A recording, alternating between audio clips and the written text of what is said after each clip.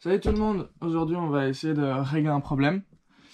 En fait, quand j'accélère, mon drone commence à trembler. Et c'est vraiment désagréable parce que quand on voit avec la caméra, etc., c'est vraiment chiant. Et donc j'ai regardé au niveau des états des moteurs, c'est parfait. Enfin, ils sont bons quoi. J'ai regardé au niveau des châssis, de la frame en tant que telle, si c'était pas ça. Mais elle est vraiment bien serrée, on peut le voir. Donc voilà. Et donc, j'espère que c'est les hélices. J'ai enlevé les autres hélices qui étaient sur mon drone, je vais remettre des nouvelles. En plus, je n'ai plus les anciennes hélices, ça c'était les anciennes.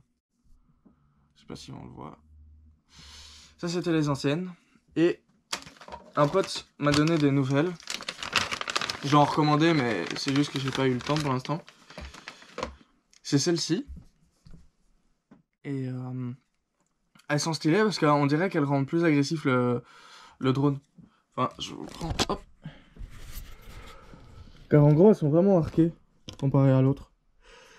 Donc voilà. J'espère que c'est ça. Je mets les hélices sur le drone.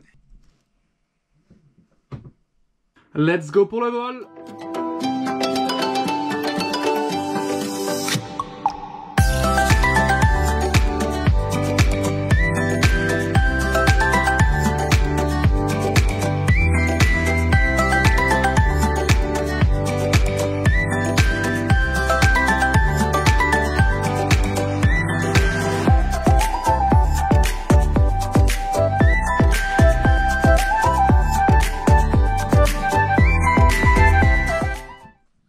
Effectivement, c'était bien les hélices. Ouh, heureusement, parce que ça coûte pas cher.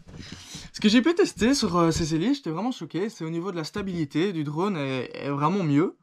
Au niveau de l'autonomie, c'est beaucoup mieux. Par contre, j'ai plus de propwash. Donc le propwash, en fait, c'est quand on arrive vraiment dans le flux d'air, entre guillemets, le drone va commencer à trembler. Ou quand on arrive vraiment trop fort en changement de direction, il tremble.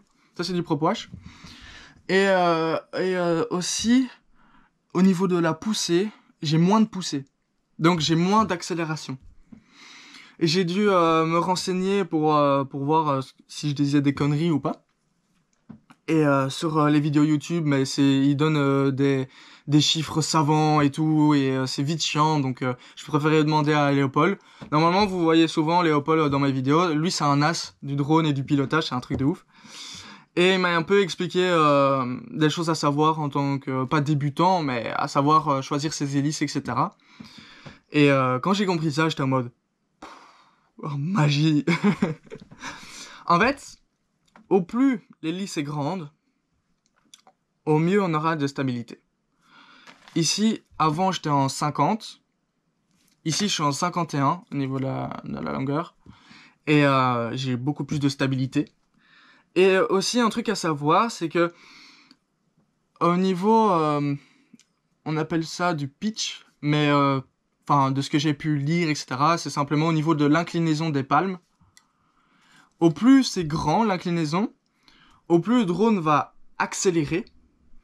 Donc il va plus consommer, bien entendu, parce que tu as une grande résistance à l'air, enfin bref. Mais ici, il y en a moins. Et donc c'est pour ça que j'ai plus d'autonomie et moins de poussée.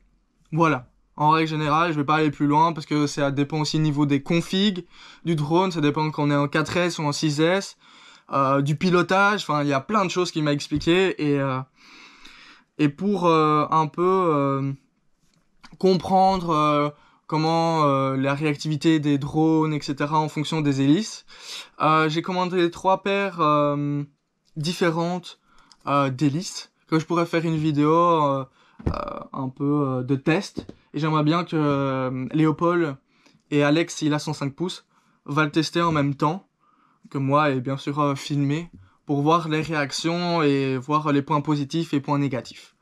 Ce serait vraiment ça le but.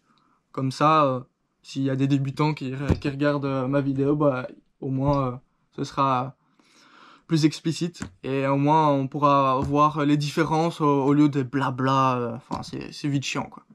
Enfin voilà les gars.